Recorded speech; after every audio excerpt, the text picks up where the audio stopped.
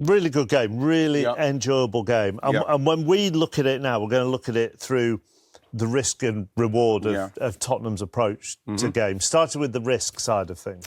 Well, I think the risk is that we know that Tottenham are going to try and play out because that's how they want to play. And I think that Arsenal do want to press high.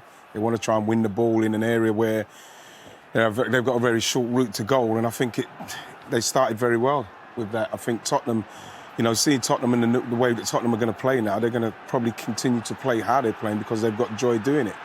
You see Arsenal, the guys, very much a great presser for us, and then you can see the rest of the guys, the trigger. There it is, winning the ball back, trying to win it in an area where you can punish them. This one, you see Vicario, I thought had a really good game, very, very competent game. He goes long, and you're thinking, OK, they're going to change the strategy. But they don't, and this is where you believe that, yes, Arsenal finally done it. Maddison, look how deep he's had to come. Jesus nicks it off of him, and you're thinking, a bit of composure, a bit of calmness here. That's for 2-0. That's for 2-0. And then, we would have seen what Tottenham really were made of in that respect. And, in the end, he misses the chance. And, it's a big chance to miss. And look, it's not just in reaction to that one chance there, but it's what has happened this season. So is that your one area of concern at the moment? I mean, look at the shot conversion. Yeah, it is, yeah. Because I think if you are going to try and chase down a City, if you are going to try and stay in that top four and try and win the league, then the chances you're creating through good play, what they've done there, good closing down, then you have to take those chances if those are the margins. If that's what you're doing it for, then you have to take the chance.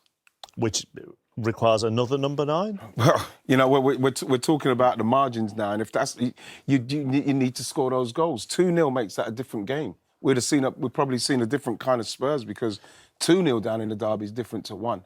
So that's the risk side of things. Because you're a very positive person, are going to look at the reward side of things. Well, there's been a lot of rewards, I think, since Ange Postecoglou's come to the football club. He's been very exciting with the fans, and Maddison has a huge part to play again. I mean, he's had a great time since he's joined Tottenham. He's been instrumental in all the good stuff he does, and they grew into the game. Yes, Arsenal came out with a fast start today, but you can see with Kulusevski and Cole, they grew into the game. This is a big chance, of course, for Johnson arriving into the box, and we talk about who starts in goal. Ray makes an unbelievable save there, and it's fantastic to keep them in the game. But again, Maddison, there's no pressure on Maddison. He can do that simply down the side to Kulusevski, and again, they're attacking the Arsenal goal, and there's no panic here. There's no, they're just nice and calm from Kulusevski. Saga's across into the box, and for me, Ray maybe is a bit advanced in his goal, and for me, maybe can help that over the crossbar. And there's no danger then. He makes a good save. They managed to sort of scramble it clear, and we talk about Maddison again, and he's playing up against his mate here. Saka does him a bit of a kipper in a 1v1 situation, comes alive, and look at Son inside the box, Chappers. It's a brilliant bit of forward play, comes alive, and it's a great goal. But this, for me, there's options, and this is where he's talking about, you heard Martin Odegaard talking about indecisiveness and the way we were passing, and this was one from Jorginho. He's got so many options, and bam, kind of like, he kind of falls asleep on that, and this, you're not gonna get away with that, not with Maddison and Son. That's the kind of thing, and I think that, again, you look at Maddison now, by now Declan Rice is off, massive amount of space here, and I believe in the end, as much as I think a point is a great result, in the end, they could have this should have been a better pass into Son. Son might be tapping that home, but in the end, I think a point, we've got to take that point and be happy with it. Well, Tottenham have also got to be happy. I mean, as Ange Postecoglou said, they keep coming back. That's 4 of 6 league games. They've fallen behind, and they're still unbeaten this season. Well, it is a different Tottenham. It's a different Tottenham, and it's a Tottenham that have got a lot of belief in themselves. They've, you can't say Maddison, Udogie. I think the goalkeeper looked really, really competent, and Van der Ven. They got a few players in very good form and a lot of confidence, and this will give them even more. Do you think that Eddie Nketiah is slightly lucky not to have received a red? Well, you don't like seeing people getting red cards, but for me, this is probably the most red card I've seen all season.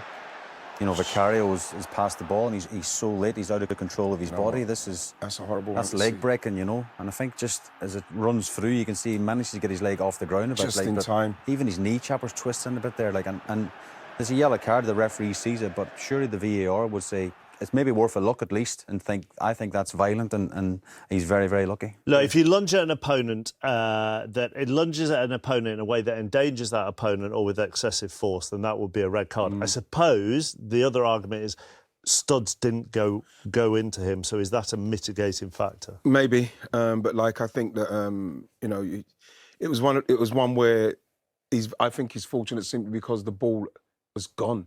I think he was totally committed to it. I don't know if it's because of frustration how the game was going for him.